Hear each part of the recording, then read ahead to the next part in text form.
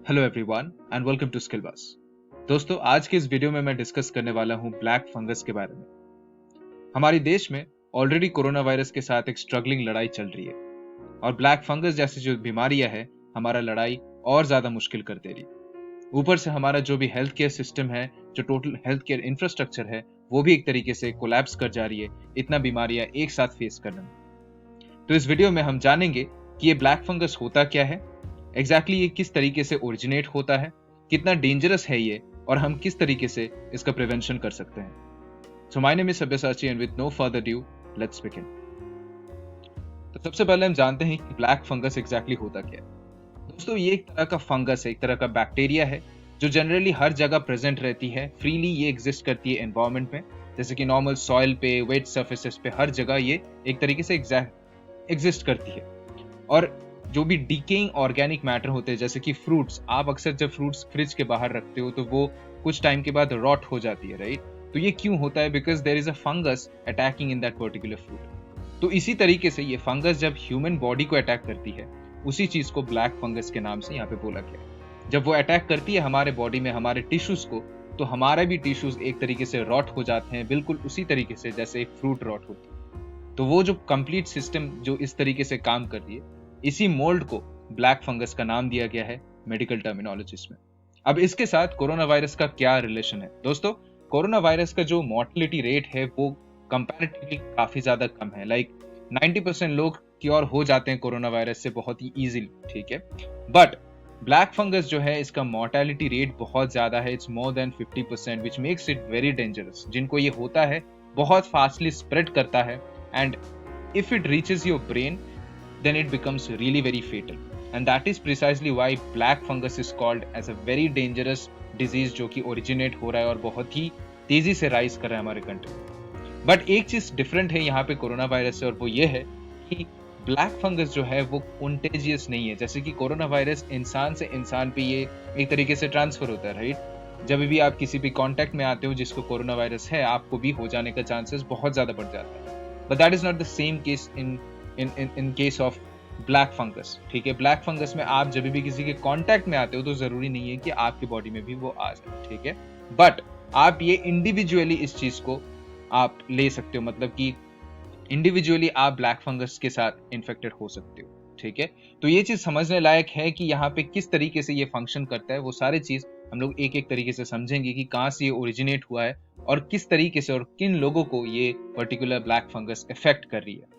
तो सबसे पहले हम देख लेते हैं कि इंडिया में बहुत सारे जो स्टेट्स है फिलहाल अभी ब्लैक फंगस के इन्फेक्शंस को लेकर रिपोर्ट कर रहे हैं, जैसे कि हरियाणा, राजस्थान, महाराष्ट्र, कर्नाटका, केरल, तमिलनाडु, तेलंगाना और मध्य प्रदेश, ऊपर से बिहार, उत्तर प्रदेश जैसे जगह में भी ये बहुत तेजी से फैल रही है। इसमें से तो कुछ कुछ ऐसे स्टेट्स है जैसे कि तेलंगाना, महाराष्ट्र, जहाँ पे ये एक ऑलरेडी एपिडेमिक डिक्लेयर किया गया है।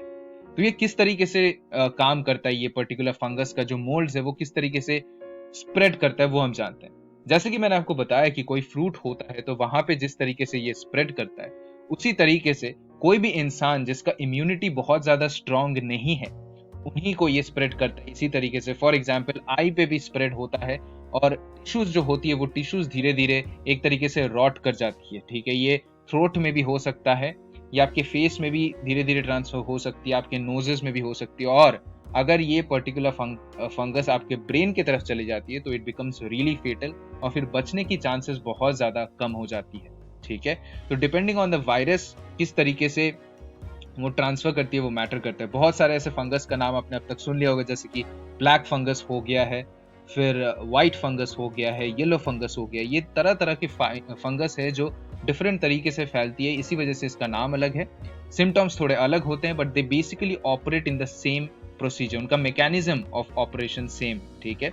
तो अब हम जानते हैं कि किन लोगों को ये एग्जैक्टली इफेक्ट करती है। तो दोस्तों, बहुत सारे लोगों को इफेक्ट कर सकती है ये, जैसे कि जो कोविड पेशेंट्स है, ठीक है, उन लोगों को ये इफेक्ट कर सकती है। आप देख सकते हैं जिन लोगों का बहुत ज्यादा स्टेरॉइड इंटेक्स हुआ है, ठीक है, जैसे कि अननेसेसरीली भी बहुत जगह ऐसे रिपोर्ट्स हो रहे हैं कि डॉक्टर अननेसेसरीली स्टेरॉइड्स दे रहे हैं, ठीक है, because they want the covid patients to recover fast. तो पोस्ट कोविड पेशेंट्स, जो लोग कोविड से अभी लड़ाई किए हैं, क्योंकि उनका लड़ाई के बाद इम्यूनिटी बहुत ज्यादा कम हो जाता है, तो उन लोगों को इफेक्ट ये कर सकता है, ठीक है। तो ये बेसिकली हर किसी को इफेक्ट नहीं करती है।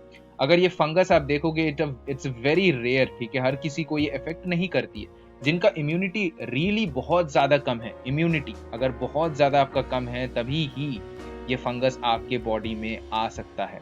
नॉट जनरली बेसिस में अगर आपके इम्यूनिटी बहुत ज्यादा है, जैसे कि आप अगर नॉर्मली जैसे हेल्दी हो, तो आप में अगर ये फंगस जाती भी है तो आपका बॉडी का इम्यूनिटी अपने आप इसको बचा लेती है। बट आपका इम्यूनिटी अगर बहुत ज्यादा कम हो, तभी ये चांसेस होती है कि ये पर्टिकुलर जो फंगस है वो आपके बॉडी में फैल जाए, ठीक है। अगर आप देखेंगे, जो पेशेंट्स प्रोलॉन्ग स्टेज में थे आईसीयूज में, उन लोगों को भी अटैक हो सकता है। या फिर जो पेशेंट्स बहुत ज्यादा डायबिटीज वाले हैं, या फिर लेट्स से उनका एक हिस्ट्री रहा है किडनी और हार्ट फेलियर का, और कैंसर पेशेंट्स जो भी होते हैं, मतलब कि अगर आप सबका एक छोटा सा कंक्लूजन ले ले, तो इट्स ऑल अबाउट इम्यूनिटी, ठीक है। अगर इम्यूनिटी आपका कम है, so there is a very good number of chances कि आपका ये बीमारी हो सकता है, ठीक है। तो ये जो बीमारी है, ये बीमारी को किस तरीके से हम लोग डिफेंड कर सकते हैं?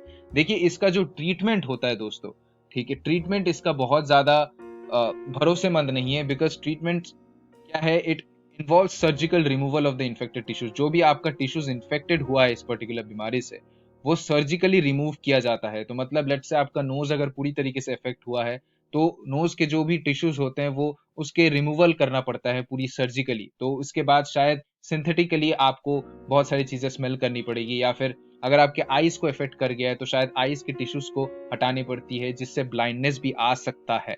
तो ये बहुत ही ज्यादा डेंजरस है, जिस तरीके से इसका सिम्टम्स है और जिस तरीके से ट्रीटमेंट के बाद भी आपका रिजल्ट हो सकता है उस बेसिस में।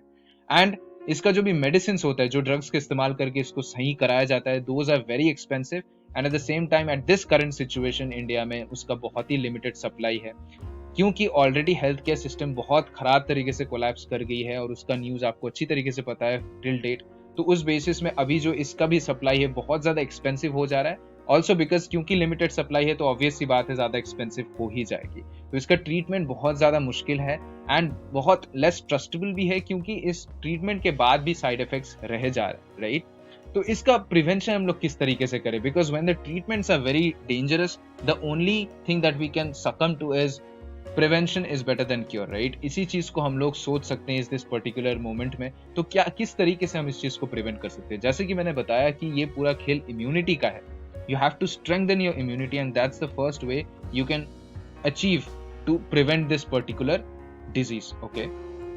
फर्स्ट ऑफ ऑल, इम्यूनिटी के लिए क्या क्या चीज आप कर सकते हो? आपका डाइट सबसे पहले चेंज कर सकते हो आप। इसमें सबसे पहले आप आयरन जैसे जो भी आयरन कंटेंट्स का फूड है उसको ज्यादा आप लो, जैसे कि spinach becomes a very important ingredient in this case.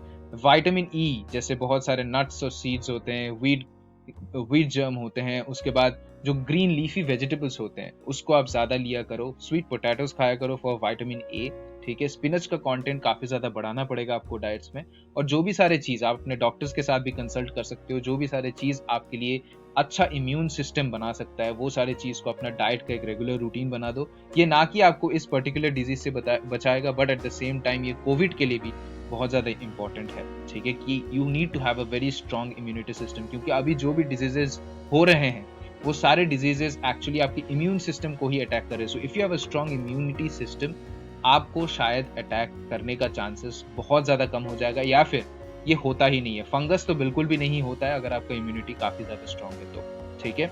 और दूसरा चीज है कि अपने पर्सनल हाइजीन को बहुत ज्यादा स्ट्रांग रखे, ठीक है। जैसे कि आप कभी भी बाहर जा रहे हो तो यूज कवर्ड क्लोथ्स, ठीक है। ग्लव्स पहनने की कोशिश करें जब भी आप बाहर जा रहे हो, क्योंकि अभी बाहर जाना it's like so difficult and so dangerous, ठीक है, हर तरीके से।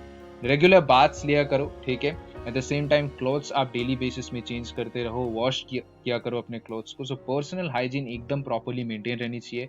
हाथों को सैनिटाइज करो इन अ वेरी रेगुलर वे, ठीक है। उसके बाद है कि एक चीज हमें समझना पड़ेगा, and that is the fungus जो होती है दोस्तों, वो जनरल बेसिस में ह्यूमिड कंडीशंस में बहुत ज्यादा स्प्रेड करती है, ठीक है। फॉर एग्जांपल, जैसे मैंने फर्स्ट एग्जांपल लिया था, लेट्स से एक स्ट्रॉबेरी जो फ्रिज पे रखी रहती है, वो फ्रिज से आप निकाल के रखते हो, तो वो क्यों वो स्ट्रॉबेरी रॉट हो जाती है, या फिर कोई फ्रूट क्यों रॉट हो जाती है? The main reason because of that is कि ह्यूमिड कंडीशंस में बहुत जल्दी से ये पर्टिकुलर फंगस जो है, जो कि एनवायरनमेंट में एग्जिस्ट करती है, वो बहुत जल्दी स्प्रेड होता है, and that's the reason, and that works the very same way with human beings as well. तो हमें क्या करना चाहिए, अपने एनवायरमेंट को थोड़ा सा क्लीन और कूल रखना चाहिए ताकि ह्यूमिड कंडीशन ज्यादा ना हो। अभी गर्मी का भी टाइम चल रहा है, तो अपने आप को जितना हो सके आप कूल रखने की कोशिश करें, वॉश करें अपने आप को, और keep yourself as much clean as possible, which I just said कि पर्सनल हाइजीन मेंटेन करना बहुत ज्यादा इंपॉर्टेंट है। उसके बाद ज्यादा एक्सेसिव स्टीम मत लिया करो, जैसे कि बहुत सारे न्यूज में आप देखे होंगे कि स्टीम लेने से लोग जनरली ये भरोसा करते हैं कि आपका कोरोना वायरस के भी चांसेस घट सकते हैं। ऐसा नहीं है। स्टीम जब बहुत एक्सेसिव मोमेंट्स में आप ले लेते हो, और ये डॉक्टर्स ने भी कहा है कि स्टीम जब ज्यादा लिया जाता है तो हम अपने लंग्स में ह्यूमिडिटी बढ़ा देते हैं। क्यों? बिकॉज मॉइस्चर बढ़ जाती है यार। स्टीम के साथ आप जितना ज्यादा स्टीम लोगे उसके साथ मॉइस्चर भी बढ़ जाती है, and when moisture increases it becomes really difficult and easier for you for that fungus to spread easily, अगर आपको होती है तो ज्यादा स्टीम लेना अच्छी बात नहीं है यहाँ पे, ठीक है। तो ये एक चीज है। And the third is use the steroids judiciously. जो भी सारे स्टेरॉइड्स की बातें होती है, ठीक है, जैसे डॉक्टर्स बहुत ज्यादा स्टेरॉइड्स दे रहे हैं, that is not at all good. और अगर आप स्टेरॉइड्स ले भी रहे हो तो इट्स वेरी इंपॉर्टेंट कि आप किसी प्रॉपर कंसल्टेंट का यूज करके फिर आप स्टेरॉइड्स लो। आप डायरेक्टली स्टेरॉइड्स मत लो बिना किसी कंसल्टेंसी का। आप देख सकते हो most of the doctors feel mucormycosis, which is just another name of black fungus, was triggered by the unregulated use of medicines on the COVID patients without controlling blood sugar level. Several others felt that post-COVID unhygienic lifestyle has paved the way for the black fungus. मतलब दो ही चीजें, एक तो unhygienic lifestyle जो आप follow कर रहे हो आफ्टर कोविड, या फिर अगर अभी भी आप फॉलो कर रहे हो, जो stop that, because that is one of the major reasons because of which black fungus is spreading. And the other thing is, आप लोगों को जो भी मेडिसिन लेना है वो मेडिसिन आप बिना किसी डॉक्टर के कंसल्टेंसी के अलावा मत लो आप, ठीक है। Just don't take it by your own guts, ठीक है। ये गलत चीज है, बिकॉज यहाँ पे ज्यादा से ज्यादा डॉक्टर्स यही चीज बोले हैं कि म्यूकोरमाइकोसिस जो हुआ है वो बेसिकली इसी चीज से ट्रिगर हुआ है कि आप अनरेगुलेटेड यूज ऑफ मेडिसिन किए हो, ठीक है। You have used a lot of medicine without much consultancy, ठीक है। तो this was all about the video. I guess आपको इस वीडियो के थ्रू एक थोड़ा बहुत हेल्प मिला होगा। There are no such treatments which you can trust properly, so the best way is you have to keep yourself individually responsible, ठीक है। आपको individual responsibility लेनी पड़ेगी, तभी आप इस situation से recover कर सकते हो। All the best everyone. Thank you. Stay safe and stay healthy.